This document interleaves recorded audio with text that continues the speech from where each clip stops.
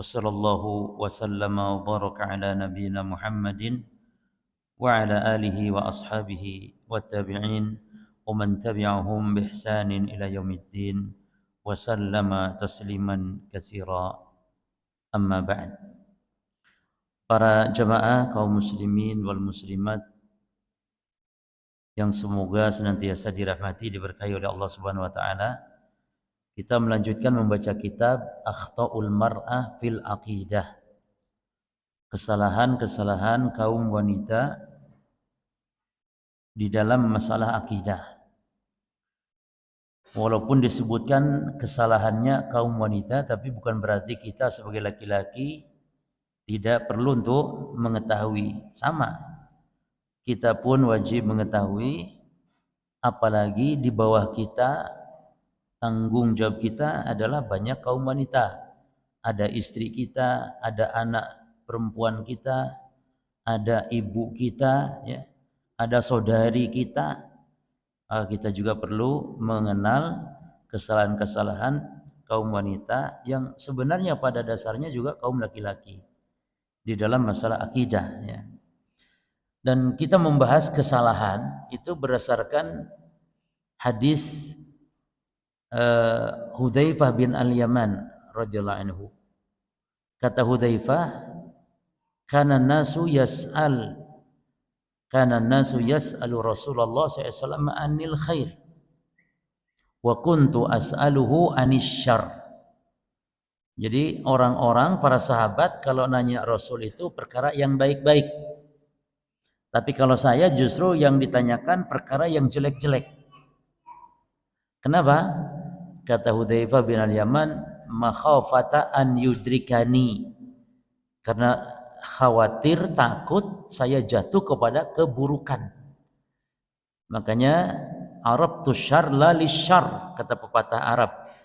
Saya mengenali keburukan itu bukan untuk dilakukan, walakin litawaqqihi, akan tetapi supaya hati-hati. Ya. Demikian pula para ulama dalam menafsirkan sesuatu itu dengan lawannya. Kalau ingin tahu apa itu iman, maka kenali kekufuran. Kalau ingin tahu ketaatan, maka kenali maksiat-maksiat. Kalau ingin tahu apa itu sunnah, kenali bid'ah. Kalau ingin tahu tauhid, kenali kesyirikan. Oleh karena itu Syekh Muhammad bin Abdul Wahhab dalam kitab Tauhid, beliau itu membahas panjang lebar tentang tafsir tauhid. Dengan apa tafsiran tauhid? Dengan perbuatan-perbuatan syirik. Dijelaskan kesyirikan-kesyirikan dalam perkataan, perbuatan, ya. Dan itulah arti tauhid. Ya. Hakikat tauhid adalah dikenal dengan menjelaskan, mengetahui lawannya. Makanya juga sebagaimana kata para ulama, wa biddiha fatatabayyanul asya. Dengan lawannya, dengan mengetahui lawannya, maka kita mengenal, mengetahui sesuatu. Nah, seperti pembahasan kitab kita ini, kesalahan-kesalahan. Yang dibahas kesalahan-kesalahan. Dan banyak para ulama membahas kesalahan-kesalahan dalam ibadah, dalam akidah. Akhta' fis shalah, kesalahan dalam solat misalnya, akhta' fi as-siyam, akhta' fi az-zakah, akhta' fil hajj, akhta' fil umrah, akhta' fil aqidah, akhta' fil adab, dan seterusnya. Baik. Kalau tidak salah ini sudah kita baca sekali pertemuan dulu ya. Lalu saya diusulkan, Ustaz, bahasnya fikih katanya, fikih wanita. Ya, bahas fikih wanita. Sudah itu masuk lagi instruksi, Ustaz, fikih wanita sudah ada yang bahas, Ustazah, supaya lebih bebas ngomongnya gitu kan. Ya sudahlah, kembali ke mana? Kembali ke laptop. Kembali ke laptop ya. Baik, jadi kembali kita mengkaji kitab ini saja karena kebetulan sudah siap, kitabnya sudah dicetak ya. Dan ini nanti kalau sudah selesai ada lagi kesalahan dalam tauhid, kesalahan dalam hal-hal yang lain berkaitan tentang al-libas, pakaian, ya, kesalahan dalam pakaian, kesalahan dalam ibadah dan seterusnya. Baik. Kalau kita buka di halaman 1 itu muqaddimah ya, muqaddimah. Ya. Nah, di halaman 1 sampai halaman 2, halaman 3 ya. Itu muqaddimah yang disebut dengan khutbatul hajah namanya. Khutbatul hajah. Ini mengatakan innal hamdalillah nahmaduhu wa nasta'inuhu, lalu membaca 3 ayat, lalu ditutup dengan amma ba'du. Nah, itu namanya khutbatul hajah. Dan ini disyariatkan ketika melakukan akad nikah. Maka disebut dengan khutbatun nikah. Jadi khutbatun nikah itu bukan ceramah sebelum nikah atau wejangan tausiah ya, atau khutbah seperti khutbah Jumat begitu sebelum akad nikah ya, bukan. Tapi sebelum akad diucapkan oleh wali yang akan menikahkan, yaitu lafad-lafad khutbatul hajah, innal hamdalillah nahmaduhu dan seterusnya. Tetapi bukan berarti tidak boleh ya, ceramah itu boleh-boleh saja. Tapi jangan sampai ditinggalkan khutbatul hajah ini mengucapkan innal hamdalillah nahmaduhu dan seterusnya. Dan insya Allah rata-rata penceramah kalau ceramah nikah mesti baca itu innal hamdalillah nahmaduhu, karena dianggap itulah khutbatu an-nikah, yakni ceramah nikah dengan membaca khutbatul hajah tadi. Dan ini khutbatul hajah ini sunnah diucapkan kalau kita mengajar, berceramah, berpidato, ya, mengajarkan ilmu dan seterusnya. Baik, jadi di halaman 3 dibuka amma ba'du. Nah, amma ba'du ini memisah antara ucapan sebelum dengan ucapan yang setelahnya. Itu disebut faslul khitab namanya. Ucapan pemisah amma ba'du itu. Dan itu sunnah dalam khutbah. Maka Imam Bukhari dalam babnya mengatakan bab qaulil imam amma ba'du. Kata Imam Bukhari, bab tentang disyariatkannya imam, yakni khatib ya, atau khatib membaca amma ba'du. Nah, jadi khatib itu kalau khutbah baca amma ba'du. Baik. Nah, di halaman yang keempat ini kita sudah baca ya, dan kita tidak perlu baca lagi. Di halaman 4 ini ada anggapan yang salah di masyarakat bahwa kenapa harus ngaji akidah gitu. Artinya kenapa harus dipentingkan akidah, itu maknanya. Maka dijawab oleh Syekh di sini dengan menjawab melalui ucapannya Syekh Muhammad bin Shalih Al-Utsaimin rahimahullah di dalam kitab namanya Al-Manahi Al-Lafdhiyah. Lafad-lafad yang dilarang. Nah, itu Syekh Utsaimin menjelaskan di situ tentang pertanyaan sebagian orang ya, kenapa kalau dakwah kok harus memusatkan pada akidah gitu? Apa urgensinya? Gitu. Yang pada intinya adalah apa? Bahwa akidah itu dasar. Ibadah diterima tidaknya tergantung akidahnya.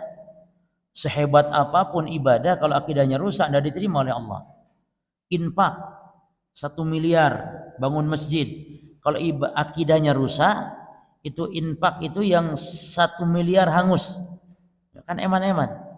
Jadi kalau ada orang yang rusak akidahnya dengan berbuat syirik, misalnya syirik akbar, meminta kepada selain Allah, kepada makhluk, ya, bertawassul kepada orang yang mati dengan meminta kepada orang yang telah mati, maka semua amal ibadah kan hancur.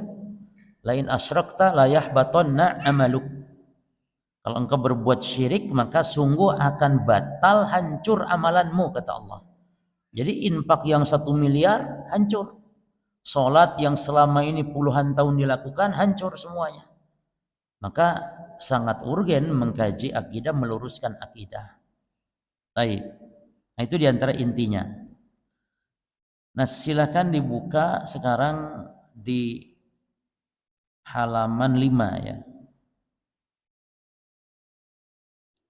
Halaman 5. Farahmatullah ala syekh. Maka semoga Allah merahmati kepada Syekh Ibnu Utsaimin tadi. Haitsu qala, di mana beliau mengatakan innal aqidah hiyal asas. Bahwasanya akidah itu adalah dasar atau pondasi. Wa annahu la budda an tusahhaha laqidata. Maka engkau harus wajib, itulah budda. La budda itu artinya wajib, harus memperbaiki akidah ya qabla kulli syai', sebelum memperbaiki segala sesuatu.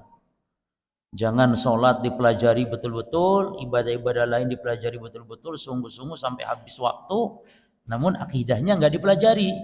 Bukan nggak boleh, tapi keliru kalau sholat terus dipelajari, tapi dasarnya supaya sholat diterima nggak dipelajari. Ya. Jadi pelajari akidah, pelajari juga ibadah. Maka di saat usia sudah tua kita sekarang, Bapak Ibu sekalian ya, di saat usia kita sekarang, maka fokuskan 3 ilmu dulu.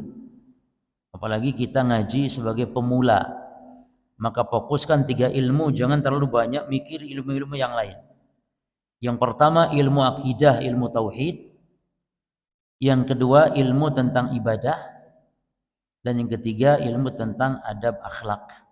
Selesai. Ya. Jangan dulu memperdalam urusan ilmu hadis, ilmu tafsir. Ya. Ini dulu, akidah dikaji, tauhid dikaji, ya. Dipelajari secara mendetail. Jangan cuma tahu global saja, enggak, mendetail.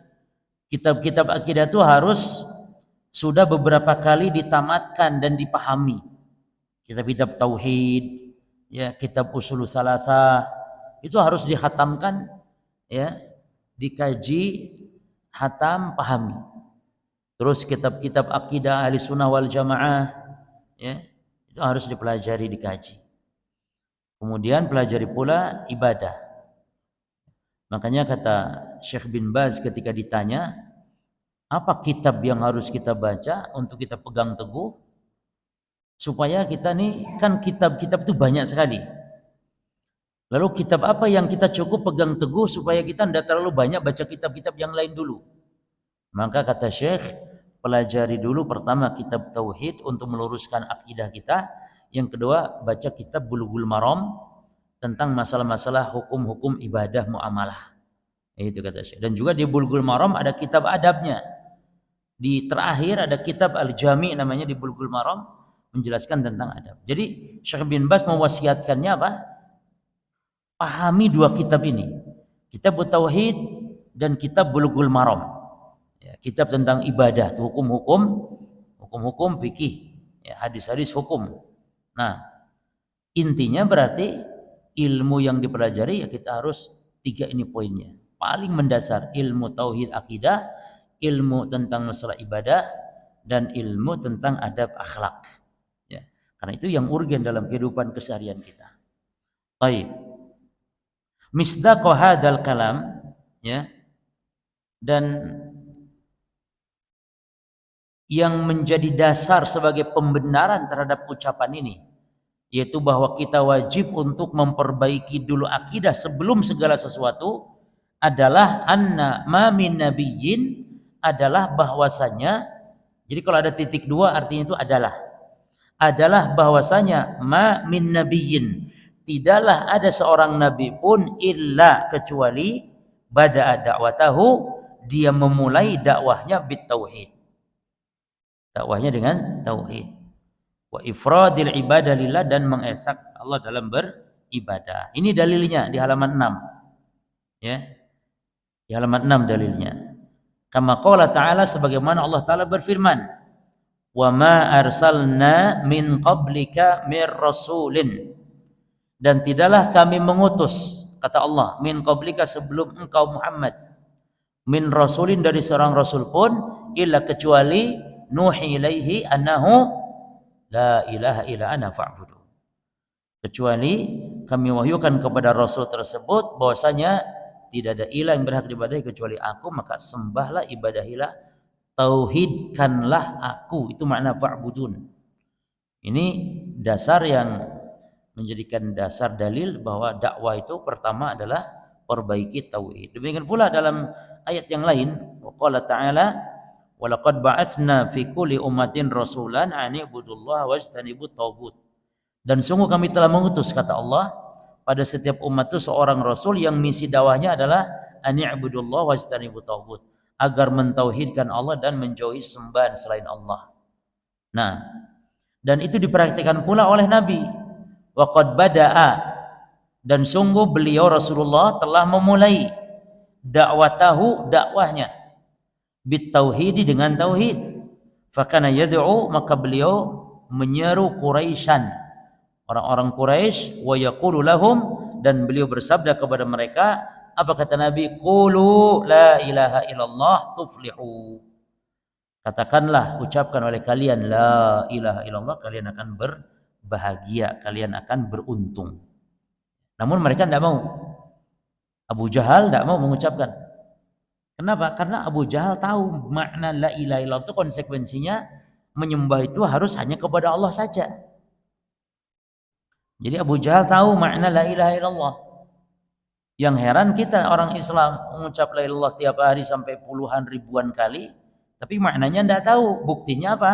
Banyak orang yang mengucap la ilaha illallah tapi dia meminta, menyembah, minta tolong kepada selain Allah, dari wali-wali, orang-orang soleh yang telah meninggal, ya. Minta rizki, minta kemudahan dalam hidup, ya, kesulitan hidup, minta dilapangkan dalam kesulitan hidup, dilepaskan dari kesulitan hidup, dia minta kepada orang-orang yang telah meninggal, dan itu muslimin. Atau beribadah, selain doa itu kan doa ibadah, ada ibadah lain, menyembelih dalam rangka pengagungan. Menyembelih dalam rangka pengagungan itu ibadah. Inna salati wa nusuki wa mahyaya wa mamati lillah, berarti menyembelih itu ibadah. Nah, ada saudara kita muslim, dia sholat, puasa, zakat, haji, umroh, tapi menyembelih untuk Nyi Roro Kidul, menyembelih untuk penghuni tempat, penguasa tempat, ya. Menyembelih dalam rangka supaya tidak ganggu. Nah, ini termasuk kesyirikan. Tapi dia mengucap la ilaha illallah, padahal mengucap la ilaha illallah. Taib, faman wahadallaha, maka ini sekarang baru berbicara tentang fadilah tauhid, keutamaan orang yang mengucap la ilaha illallah, yang mewujudkan kalimat la ilaha illallah. Dan tolong diperhatikan Bapak Ibu sekalian, bahwa ucapan la ilaha illallah itu tidak akan berguna kalau kita tidak melaksanakan konsekuensinya. Kalau sekedar ucapan saja tidak ada gunanya, tapi harus diikuti dengan konsekuensi. Apa konsekuensinya? Mengesahkan Allah dalam beribadah, mengingkari segala sesembahan yang batil selain Allah. Itu konsekuensinya. Makanya Nabi juga tidak memutlakan siapa yang mengucap la ilaha illallah surga, enggak begitu. Tapi dalam hadisnya itu, man qala la ilaha illallah wa kafara bima yu'bad min dunillah. Barang siapa yang mengucapkan la ilaha illallah, enggak selesai, belum sampai di situ, enggak. Tapi kata Nabi, dan mengingkari setiap yang disembah selain Allah. Jadi ada konsekuensi, ada tuntutan di situ. Maka berapa banyak orang Islam mengucap la ilaha illallah, la ilaha illallah, la ilaha illallah, tapi dia berbuat syirik, menyembah selain Allah, beribadah kepada selain Allah, takut kepada selain Allah. Masih banyak kan saudara kita yang lewat di tempat angker, dia ngomong apa? Permisi mbah, putumu lewat mbah, ojo ganggu mbah. Jadi dia takut, dan ini takut sifatnya ibadah, karena takut datang malapetaka, sehingga dia minta izin, minta perlindungan. Dan ini Allah sebutkan di Quran, kanu minan nas, ya, ya'udzuna birijal minal jin, ya. Jadi dulu ada orang-orang kalangan manusia, ya'udzuna, berlindung, birijal minal jin, kepada orang-orang dari golongan jin. Ya, ini kata para ulama ahli tafsir, ya, lalu fazaduhum rahaqa, maka jin semakin sombong atau manusia semakin takut. Nah, kata para ulama, maksudnya ai kanu minal arab idza yamshi fil wadi yaqul, apabila orang Arab dahulu lewat ke sebuah lembah, maka dia mengatakan asta'idzu au altaji'u bi sayyid hadzal wadi, aku berlindung kepada penghuni atau kepada penguasa lembah ini. Nah, sama dengan sekarang saudara kita. Nah, itu kan kesyirikan, ya. Padahal dia mengucap la ilaha illallah, padahal dia sholat, tapi dia takut, ya, dalam takut yang sir, takut yang tersembunyi, takut yang harusnya untuk Allah, dia takut kepada selain Allah. Dan ini ibadah, takut itu ibadah. Al-khawf ibadah, waraja ibadah, tawakal ibadah, ya, itu ibadah-ibadah hati. Bahkan ibadah yang terbesar, teragung itu ibadah hati, seperti tawakal. Makanya pahala tawakal itu waman yatawakkal 'ala Allah fahuwa hasbuh. Siapa yang bertawakal kepada Allah, maka Allah yang mencukupinya dunia akhirat. Cukup. Ya, ini luar biasa tawakal. Maka untuk kesempurnaan tawakal kita tidak minta diruqyah, ya, supaya sempurna ketawakalan kita. Tapi diruqyah boleh. Minta ruqyah untuk orang lain boleh. Misalnya saudara kita sakit, kita minta ruqyah untuk saudara kita kepada teman kita yang lain. Tidak masalah. Nabi juga suka melakukan itu. Jadi Nabi juga tidak selalu meruqyah pada zaman enggak. Nabi terkadang minta sahabat yang bisa meruqyah untuk meruqyah saudaranya yang lain. Yang enggak boleh itu dan hukumnya makruh dan mengurangi ketawakalan adalah minta diruqyah untuk diri kita sendiri. Makanya orang yang masuk surga tanpa hisab, tanpa adab adalah mereka yang la yaktawun, tidak berobat dengan pengobatan besi panas ditempel. Wala yastarqun, tidak minta diruqyah. Wala yatatayyarun, tidak bertatayyur menganggap sial dengan sesuatu atau dengan angka, dengan yang dia lihat, dia dengar, ya, menganggap sial. Dan di kita hampir di seluruh dunia itu banyak melakukan tatayur. Contohnya hotel itu nggak ada istilah hotel lantai berapa? Lantai 4 ya, nggak ada. Jadi kalau hotel itu langsung loncat, lantai 3 itu langsung lantai 5. Terus nggak ada juga lantai nomor 13. Kecuali di Saudi. Kalau di Saudi lengkap itu. Lantai 1, 2, 3, 4 sampai nomor 13. Kadang di sebagian perumahan itu ndak mau meletakkan nomor 4 rumahnya. Sebagian perumahan nggak tahu di sini nggak ada nomor 4 rumah ndak di sini? Ada ya. Alhamdulillah, berarti ndak tatayur ini ya, developernya dulu. Ada sebagian perumahan ndak mau menomori rumahnya nomor 4. Ya, dianggap apa sial. Nomor 13 dan semisal. Nah, maka orang yang tidak bertatayur dan wa'ala rabbihim yatawakkalun, kepada Rabb mereka bertawakal, itulah yang masuk surga tanpa hisab, tanpa azab. Masuk surga tanpa hisab, tanpa azab. Itu nanti akan terbahas insyaallah. Hadisnya kita akan baca. Baik. Nah, sekarang fadilah tauhid. Kata beliau, faman wahadallaha fahuwa fi amani yaumil faj'il akbar. Siapa yang mentauhidkan Allah, maka dia fi aman, ada di dalam keamanan yaumal faj'i, fi amani yaumil faj'il akbar, pada hari al-faj', ketakutan al-akbar yang dahsyat, yang dimaksud hari apa? Hari kiamat. Jadi hari kiamat itu adalah disebut yaumul faj', hari ketakutan. Ya. Karena setiap orang merasakan takut, hatta orang beriman sekalipun. Ya.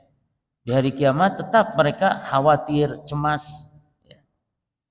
Banyak hadis diantaranya Nabi bersabda, di 3 tempat itu manusia tidak ingat siapa-siapa lagi, saking takutnya. Itu ketika dibagi kitab, buku catatan, ketika melintasi sirat, ya, itu manusia lupa kepada siapapun, tidak ingat lagi anak, istri, tidak ingat, saking takutnya. Baik, qala ta'ala, dalilnya Allah Ta'ala berfirman. Ya, ini surat Al-An'am ayat 82 ya. Alladzina amanu. Ini dalil yang menunjukkan kalau orang bertauhid dijamin aman. Amannya itu bahkan dunia akhirat. Lebih-lebih di akhirat kelak. Apa kata Allah? Alladzina amanu, orang-orang yang bertauhid. Beriman itu maknanya bertauhid. Karena tidak mungkin disebut beriman kalau dia berbuat syirik. Maka orang-orang beriman ini orang-orang yang bertauhid. Walam yalbisu imanahum, dan tidak mencampur adukan imannya mereka, yakni tauhid mereka, bidzulmin, dengan kesyirikan. Ya, dengan kesyirikan, bukan dengan dosa biasa, ndak. Kalau orang yang bertauhid mencampurkan tauhidnya dengan dosa, seperti orang bertauhid tapi berzina, orang bertauhid tapi minum khamar misalnya. Nah, yang dimaksud oleh ayat di sini bukan itu, tapi orang yang bertauhid tapi mencampurnya dengan kesyirikan, ya, yakni tidak mencampur dengan kesyirikan. Maknanya walam ini kan yang tidak mencampur dengan kesyirikan, maka dijamin oleh Allah, ulaika lahumul amnu, maka mereka itulah yang mendapatkan al-amnu, keamanan, wahum muhtadun, dan mendapatkan petunjuk. Nah, aman di hari kiamat ada dua macam. Yang pertama al-amnul mutlak, aman yang sempurna. Siapa mereka ini? Mereka ini yang tauhidnya sempurna. Artinya sempurna ketika meninggal tidak membawa dosa syirik besar kecil, tidak membawa dosa besar, tidak membawa dosa bid'ah. Tapi kalaupun ada sudah ditobati. Nah, orang yang seperti ini berarti mati dalam keadaan tidak membawa dosa-dosa kesyirikan. Maka orang yang seperti ini mati amannya di akhirat mutlak sempurna. Ada yang kedua, aman itu al-amnun naqis, aman yang kurang, tidak sempurna. Siapa mereka? Orang yang bertauhid, tidak berbuat syirik, namun mati bawa dosa zina, mati bawa dosa besar yang belum ditobati. Maka orang yang seperti ini tetap aman, tapi amannya tidak sempurna. Apa aman tidak sempurna? yakni kalau masuk neraka tetap masuk neraka tapi tidak kekal. Jadi aman dari kekekalan neraka. Ya. Berarti ya lumayan, tapi jangan dianggap enteng. Ya. Makanya para ikhwan sekalian, ahli sunnah itu bukan hanya memperhatikan, memprioritaskan tauhid, akidah saja, enggak, tapi juga memperhatikan ya akhlak, adab, ibadah-ibadah juga diperhatikan. Baik, waman ata bitauhidil khalis, ini dirinci ini sekarang. Nah, siapa yang membawa tauhid yang murni, enggak ada campur dengan kesyirikan, enggak ada campur dengan kebid'ahan, kemaksiatan, ya, maka fa innallaha yuharrimu alaihi nar yaumal qiyamah, maka Allah mengharamkan api neraka kepadanya di hari kiamat. Yani tidak, jadi mengharamkan api neraka itu juga dua macam. Mengharamkan dari api neraka maksudnya sama sekali dari mulai awal tidak masuk neraka sama sekali. Adapun makna yang kedua bagi yang tauhidnya tidak sempurna, yaitu Allah haramkan kekekalan neraka.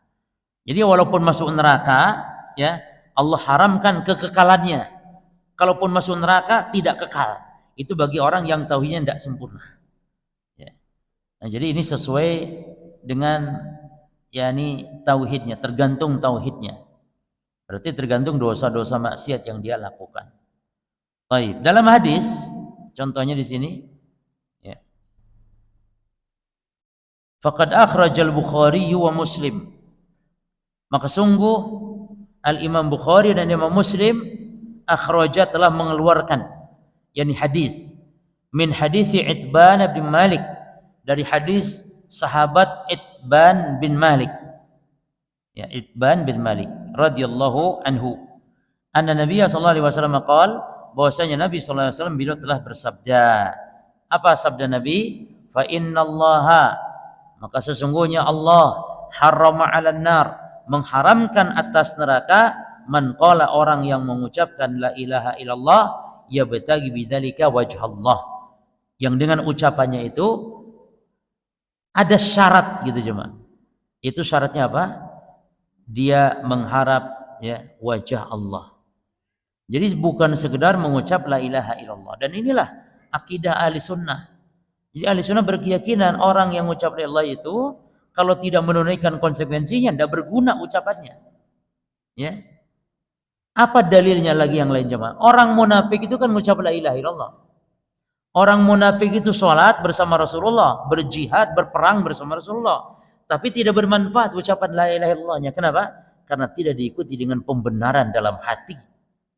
Maka selalu disyaratkan siapa yang mengucap la ilaha illallah yabtaghi bidzalika wajh Allah. Siapa yang mengucapkan la ilaha illallah maka dan dia berharap dengan ucapannya itu wajah Allah. Baik. Bal man haqqaqat tauhid, bahkan siapa yang menyempurnakan tauhid, falam yardallahu taala lahu jazaan ilal jannah, maka Allah tidak ridho memberi balasan kecuali surga saja. Ya, kecuali surga, yakni balasannya surga. Faqad akhrajal Bukhari wa Muslimun, maka sungguh Imam Bukhari Imam Muslim telah mengeluarkan hadis an Ubadah bin Samit dari Ubadah bin As-Samit radhiyallahu anhu. Dia berkata, qala Rasulullah SAW, Rasul SAW bersabda. Nah, ini hadis luar biasa. Ya, ini hadis hiburan bagi orang-orang yang bertauhid. Kita baca hadisnya ya. Man syahida, barang siapa yang bersaksi an la ilaha illallah, bahwasanya tidak ada ilah yang berhak diibadahi kecuali Allah, wahdahu yang maha tunggal, yakni Allah semata, itu wahdahu. La syarikalahu, tidak ada sekutu baginya. Wa anna Muhammadan, dan barang siapa yang bersaksi bahwasanya Nabi Muhammad abduhu wa rasuluhu, adalah hamba Allah dan rasul Allah. Ini dua sifat, ya. Dua sifat Nabi Muhammad adalah sifat hamba sebagai budaknya Allah, hambanya Allah, dan yang kedua sebagai rasulnya Allah. Nabi Muhammad digelari hamba Allah agar orang tidak berlebih-lebihan. Karena Rasul sama dengan kita, sama-sama hamba. Rasul itu bukan Tuhan. Muhammad Rasulullah itu bukan Tuhan yang harus kita sembah, tapi sama dengan kita. Manusia biasa sama dengan kita. Yang kalau kita makan Rasul juga makan, kita lapar Rasul lapar, kita sakit Rasul juga sakit, kita gembira Rasul gembira juga, kita sedih Rasul juga suka datang kesedihan. Sama dengan kita manusia. Namun jangan salah juga, Rasul itu dari satu sisi dia utusan Allah. Jadi jangan diremehkan, harus diagungkan, dimuliakan, namun tidak berlebihan melebihi kedudukan beliau. Nah, ini luar biasa ya, keadilan Islam. Jadi Rasul itu hamba namun Rasul. Rasul tapi juga hamba. Ya. Demikian pula wa anna Isa, dan siapa yang bersaksi bahwasanya Nabi Isa Abdullah wa Rasuluh, hamba Allah dan Rasul Allah. Ini bantahan kepada Yahudi dan Nasrani yang mengatakan Nabi Isa itu, kalau kata Nasrani, anak Tuhan atau Tuhan. Maka dibantah oleh sabda Nabi, Nabi Isa itu bukan Tuhan tapi Abdullah, hamba Allah. Ya. Lalu bantahan pula kepada Yahudi yang menghina Nabi Isa sampai mengatakan Nabi Isa anak zina. Maka kita katakan Nabi Isa itu Rasul Allah yang harus diagungkan, dimuliakan, jangan dihina, jangan direndahkan, disebut sebagai anak zina sebagaimana kata orang-orang Yahudi. Baik ya. Lalu wa kalimatuhu, Nabi Isa itu, dan siapa yang bersaksi bahwa Nabi Isa itu adalah kalimat Allah, alqaha, yang diberikan, dilemparkan, maknanya diberikan, ila Maryama, kepada Maryam. Ya. Apa kalimatnya? Kun fayakun kalimatnya. Jadi Nabi Isa itu diciptakan Allah dengan cara mengucapkan kalimat. Makanya disebut Nabi Isa itu kalimat Allah. Selain Nabi Isa pun demikian, diucapkan dengan kalimat Allah. Ya. Allah mampu. Tapi disebutkan untuk Nabi Isa adalah karena dalam rangka pemuliaan, karena Nabi Isa memang Nabi yang khusus diciptakan, tidak seperti Nabi lain. Kalau Nabi lain ada bapaknya, ada ibunya. Nabi Isa enggak ada bapaknya, cuma ada ibunya, itu Maryam. Maka dinasabkan kepada Maryam. Berkaitan dengan ini ada yang bertanya, bagaimana dengan anak zina sekarang? Kepada siapa nasabnya? Baik, ini ada khilaf ulama, Bapak Ibu sekalian ya, tentang status anak zina. Pendapat yang mengatakan anak zina ini anak yang dinasabkan bukan kepada bapaknya, bapak biologisnya ya, bukan, tapi kepada ibunya. Ini pendapat pertama dulu ya. Yang kedua, konsekuensi anak zina tidak dapat nafkah dari bapak biologisnya. Yang ketiga, kalau perempuan nanti tidak boleh diwalikan oleh bapak biologisnya karena dia bukan bapak secara syar'i. Dan yang keempat,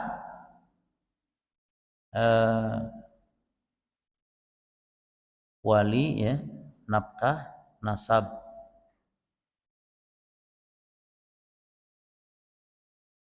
Satu lagi apa? Waris. Barakallahu fiik. waris. Jadi tidak saling mewarisi karena dia bukan dianggap sebagai orang tua yang syar'i. Pendapat yang kedua sebaliknya. Ya.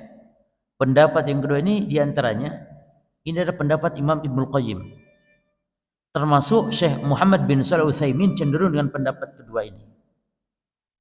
Dan di kita Kemenak itu berpendapat ikut pendapat yang kedua ini. Artinya anak zina dinasabkan ya kepada bapak biologisnya. Dan kalau kawin nanti dewasa dia, maka bapak biologis jadi walinya, bukan wali hakim. Jadi walinya. Dan pendapat ini ya tentu konsekuensi bapak anak berlaku, nafkahnya ya, termasuk warisnya, semua berlaku, itu konsekuensinya pendapat kedua. Dan pendapat kedua ini memang ada sisi buruknya ya. Kalau kita sebarkan ke masyarakat. Apa sisi buruknya coba? Mudaratnya gitu apa? Bergampang-gampang berzina. Tenanglah, nanti anak zina juga kita orang tuanya. Jadi bermudah-mudah, nggak ada hukumannya. Tapi ini pun adalah pendapat yang membuat kaum muslimin, manusia apalagi yang terkena kasus itu menjadi tenang, lega. Karena juga aibnya tertutupi. Berbeda kalau anak zina ini tidak dinasabkan kepada bapaknya sehingga yang menjadi wali harus wali hakim. Kan nanti masyarakat tanya-tanya, loh apa kok wali hakim? Kan bapaknya ada. Padahal anak zina. Nah, maka jamaah sekalian, wallahu taala alam, dalam masalah ini adalah khilaf yang mu'tabar, khilaf ijtihadiyah ini yang kita harus berlapang dada mensikapi saudara kita yang berbeda dengan kita. Tapi kita tetap memilih mana yang roji, yang kuat. Ya. Namun ini masalah khilafiyah. Yang mengatakan nasab kepada bapaknya oke. Yang mengatakan nasab kepada ibunya juga ya itu haknya. Baik. Namun mungkin kita juga sempat berdiskusi dialog dengan siapa? Ustaz Musyafa Ad-Darini berkaitan masalah ini, dan beliau pun memang ini khilaf yang lumayan tajam. Namun pendapat yang memang sebenarnya roji adalah pendapat yang kedua. Pendapat kedua. Tapi repotnya, dan demikian pula Syekh Utsaimin mengatakan repotnya pendapat kedua ini kalau disampaikan begitu saja ke masyarakat, enak nanti keenaan. Semakin bermudah-mudah dalam berzina, pacaran dan semisal. Ya. Minimal kalau pendapat pertama kan orang takut gitu. Nanti anaknya enggak jelas, nasabnya enggak jelas, menjadi wali enggak boleh, harus wali hakim, kan ini memberatkan. Ya. Baik. Jadi intinya pendapat kedua ini memang roji, madhabnya Imam Al-Qayyim ya. Dan juga Kemenak di kita memang merojikan yang kedua ini. Jadi anak zina itu dinasabkan ya kepada bapaknya, demi untuk menenangkan masyarakat. Ya. Nah, baik, jadi kembali kepada Nabi Isa ya. Nabi Isa nasabnya kepada ibunya. Karena memang tidak punya bapak ya Nabi Isa alaihissalam. Maka disebut Isa bin Maryam. Nah, waruhun minhu, dan Nabi Isa adalah ruhnya dari Allah. Nah, ruh dari Allah itu bukan berarti ruhnya Allah dititiskan kepada Nabi Isa, enggak. Maksudnya ruh yakni ruh alladzi khalaqahallah. Maksudnya ruh yang Allah ciptakan. Lah, bukannya ruh kita juga Allah yang ciptakan? Iya, tapi kenapa Nabi Isa dinisbatkan ruhnya kepada Allah? Wa ruhun minhu, ruhullah. Nah, jawabannya penisbatan seperti ini dalam rangka memuliakan. Karena cara Nabi Isa diciptakan kan berbeda dengan kita ya, sehingga ruhnya dinisbatkan karena Allah yang meniupkan ruhnya, bukan malaikat. Kalau kita yang meniupkan ruh adalah malaikat, ditiupkan ruh ditiupkan dari arah kepala, sebagaimana Allah ya ditiupkan ruh Adam ya, itu arah kepala turun sampai ke hidung. Pas di hidung bersin Adam alaihissalam, maka Adam diajari untuk mengucap alhamdulillah.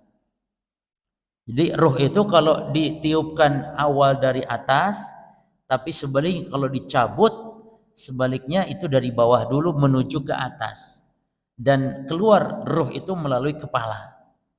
Sebagaimana dalam hadis, maka setiap mayit kalau meninggal mesti terbelalak matanya.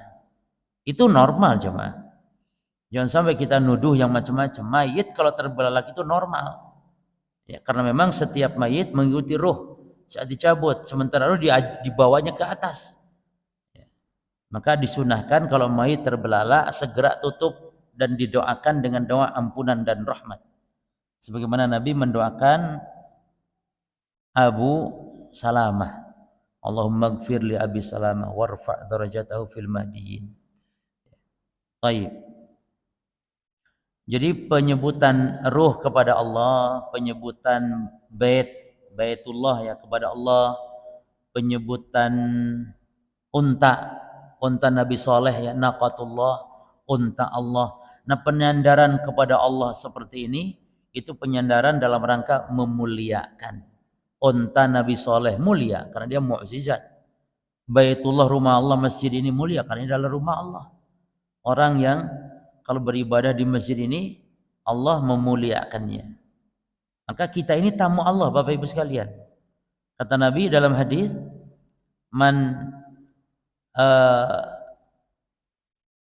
tawadha'a fi baitihi fa ahsana al-wudu thumma yamshi wa kharaja ila al-masjid fa huwa zairun lillah.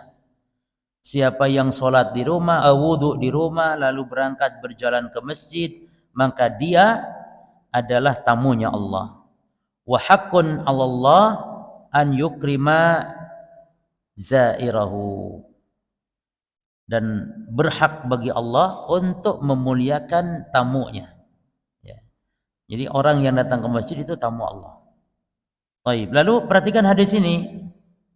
Wal jannata, dan siapa yang bersaksi bahwasanya surga itu hakun adalah benar, wan nara, dan siapa yang bersaksi bahwa neraka itu benar hakun, adkhalahu Allahul jannata ala ma kana minal amal, maka Allah akan memasukkannya ke dalam surga. Perhatikan lafaz ma kana minal amal, apapun amalannya. Ada dua makna di sini. Makna pertama, apapun amalannya, artinya walaupun banyak dosa dan maksiatnya, kalau sudah la ilaha illallah, bersaksi dengan melaksanakan konsekuensi-konsekuensinya, maka ada harapan diampuni walaupun dosa sepenuh bumi. Kata Allah dalam hadis qudsi apa? Yabda Adam, idza laqitani, wahai anak Adam, kata Allah, apabila engkau menjumpaiku, ya, walam tusyrik bisyai'a, dan tidak berbuat syirik kepada aku, kata Allah, datang kepadaku bikurabil ardi khotoya, ya, bikurabil ardi khotoya, membawa dosa sepenuh bumi. Walam tusyrik billahi bi syai'an, namun tidak berbuat syirik kepadaku, syaratnya, maka la taituka bikurabiha magfiratan, maka aku akan mendatangimu dengan membawa ampunan pula sepenuh bumi. Jadi orang kalau dosanya banyak sepenuh bumi, jutaan dosa, tapi tidak berbuat syirik, syaratnya kata Allah, ada harapan Allah memberikan ampunan sepenuh bumi pula. Ini luar biasa fadilah dari tauhid. Baik. Nah itu nanti ada hadisnya di sini. Ada hadisnya di sini nanti. Baik.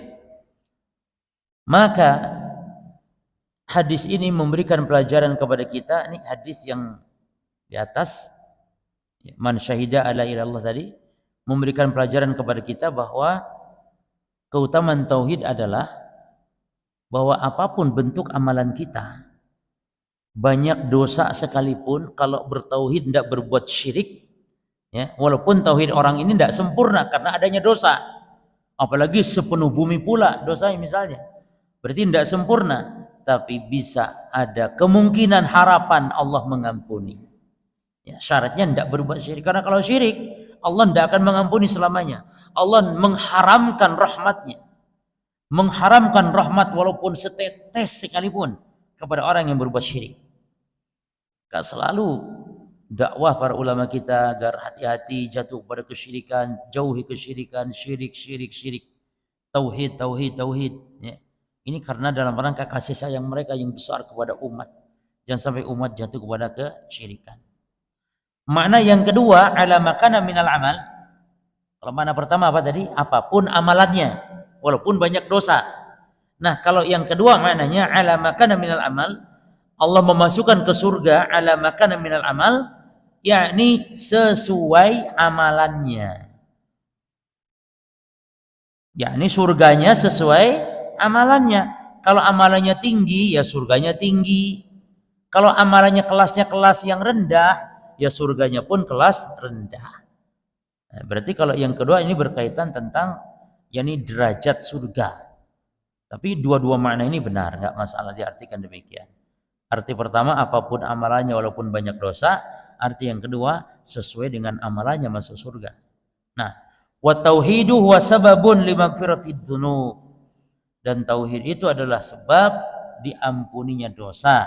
Fa fi Sunan Tirmidzi an Allah taala yaqul, di dalam Sunan Tirmidzi, apa itu sunan? Sunan itu bukan Sunan Kalijaga ya, bukan Sunan Ampel, bukan Sunan Bonang. Sunan itu bahasa Arab, bentuk jamak dari sunnah. Sunnah. Jamaknya sunan. Ya.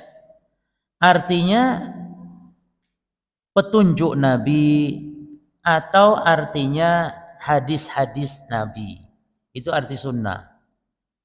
Maka para ulama ahli hadis kalau nulis kitab hadis itu metodenya metode menurut bab fikih, bab toharoh dulu baru bab sholat gitu ya. Nah, kitab hadis yang disusun menurut metode seperti itu disebut kitab itu namanya kitab sunan. Jelas ya? Karena metode penulisan hadis itu ada sistem bab fikih. Namanya sunan, Sunan Abu Dawud. Yang terbaik itu Sunan Abu Dawud. Sunan Abu Dawud. Yang kedua Sunan Tirmidzi, yang ketiga Sunan Nasa'i, yang keempat Sunan Ibnu Majah. Ini semuanya empat ini ulama ahli hadis yang mengarang kitab sunan. Ya. Ada lagi metode kedua seperti Sahih Bukhari, nama kitabnya Al-Jami. Kalau Sahih Bukhari, Imam Bukhari menyusun kitab hadis itu menurut materi. Materinya dikumpulkan dalam satu materi. Materi iman ya iman, materi sholat ya sholat ya. Itu namanya kitab Al-Jami. Ada lagi contoh kitab Al-Mu'jam atau kitab Al-Musnad. Ini mirip. Kitab Musnad seperti Musnad Imam Ahmad. Metode penyusunannya adalah menurut nama-nama rawi. Sehingga kalau dari susunan materi itu campur aduk. Bab jihad campur dengan bab haid. Bab jihad campur dengan bab makan. Karena yang disusun adalah perawinya, sahabatnya. Kalau hadis Aisyah dulu. Kalau hadisnya Abu Hurairah dulu. Walaupun babnya campur aduk. Makanya kalau kitab Musnad, kalau kita mau baca aslinya itu seperti itu, ya membingungkan. Maka ada ulama yang berinisiatif untuk menyusun sesuai dengan babnya, bukan menurut susunan rawi. Ya. Demikian pula Mu'jam karya Imam At-Tabrani, Mu'jam itu sama, metodenya menurut rawi atau negeri-negerinya rawi. Irak dulu, rawi Madinah dulu begitu. Ya. Yang enak kitab apa kalau baca hadis? Ya tentu kitab Sunan, karena tersusun seperti susunan bab fikih.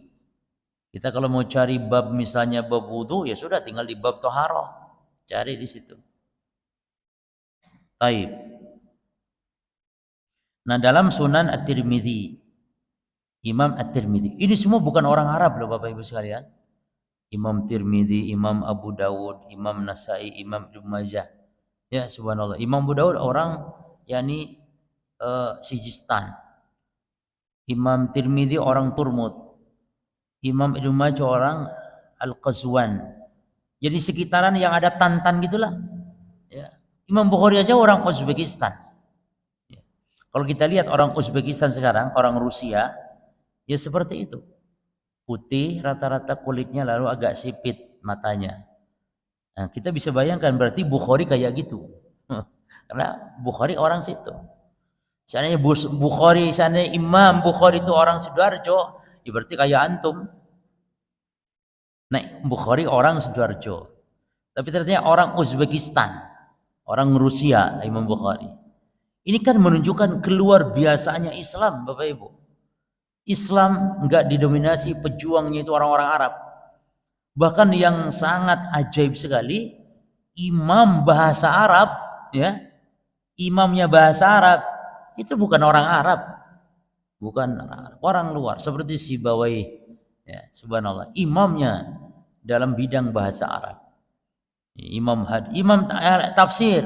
Dan yang menarik lagi adalah dalam semua disiplin ilmu lengkap, dalam bidang hadis, dalam tafsir, contohnya Imam Tabari, imamnya para ahli tafsir, Imamul Mufassirin namanya, imamnya para ulama ahli tafsir, yaitu siapa? Imam Abu Ja'far At-Tabari. Dia bukan orang Arab. Masya Allah. Sahabat juga, Bilal kan bukan orang Arab, Bilal itu, ya. Salman orang Persia, ya. Jadi banyak. Ada orang Romawi namanya Suhaib Ar-Rumi. Ya. Jadi hatta dari kalangan sahabat, tabi'in sampai imam yang 4, ya, sampai imam-imam yang lain. Kalau imam 4 semuanya Arab. Bahkan Imam Syafi'i itu adalah Ahlul Bait, keturunan Rasulullah. Kalau Imam Syafi'i. Baik. Apa kata Allah dalam hadis qudsi? Allah Ta'ala yaqul, bahwasanya Allah Ta'ala berfirman, "Ya ibna Adam, wahai anak Adam, innaka ma da'autani." Sesungguhnya engkau ma da'autani, selama engkau berdoa kepadaku, warajautani, dan berharap kepadaku, ghafartu laka ala ma kana fika wala ubali, maka aku akan ampuni engkau apapun yang ada padamu, yakni berupa dosa, wala ubali, aku enggak peduli, kata Allah, aku ampuni banyak dosa sekalipun selama engkau hanya berdoa kepadaku, berharap kepadaku, yakni mentauhidkan Allah dalam beribadah. Ya ibna Adam law balagat dzunubuka, wahai anak Adam, seandainya dosa-dosamu mencapai ananas sama, mencapai awan langit sana, summa astaghfartani, lalu minta ampun kepadaku, ghafartu laka wala ubali, maka aku ampuni dosamu, aku enggak peduli, kata Allah. Nah, lalu yang ini nih, ya ibna Adam innaka law ataitani bi qurabil ardi khataya, wahai anak Adam, seandainya engkau mendatangiku dengan membawa dosa sepenuh bumi, summa lakitani la tusyriku bi syai'an, lalu kamu mati tidak berbuat syirik syaratnya, maka la ataituka bi qurabiha magfiratan, maka aku pun akan mendatangimu, kata Allah, dengan membawa ampunan sebesar bumi pula, ya, sebesar bumi pula. Nah, kemudian fasyirku huwa sayyi'atul wahidatul lati la yaghfiruha Allah, sementara kesyirikan adalah dia satu-satunya dosa yang tidak diampuni oleh Allah. Artinya kalau terbawa mati. Tapi kalau di dunia ditaubati, dosa syirik, dosa kufur diampuni oleh Allah. Adapun kalau terbawa mati maka enggak diampuni. Mana dasarnya? Allah berfirman, "Innallaha la yaghfiru an yushraka bihi wa yaghfiru ma duna dzalika liman yasha." Sesungguhnya Allah tidak mengampuni kesyirikan dan Allah ampuni dosa yang di bawah kesyirikan, namun liman yasha, bagi siapa yang dikehendaki oleh Allah. Wa man yusyrik billahi faqad iftara isman aziman. Siapa yang berbuat syirik kepada Allah maka sungguh dia telah mengadakan, yakni berbuat dosa yang besar, kedustaan yang besar, dosa yang besar. Nah, fama bayan fadli tauhid, namun atau kendati pun gitu ya, dijelaskan fadilahnya tauhid, wasyu'mi wa jaram syirk, dan dijelaskan pula sialnya kesyirikan, ya, sialnya kesyirikan, keburukannya kesyirikan, birabbil alamin, kepada Allah Rabbul Alamin, illa anaka tajid ba'dun nas, kan tetapi engkau dapati banyak, Ya, sebagian manusia itu telah berbuat kesyirikan. Karena apa?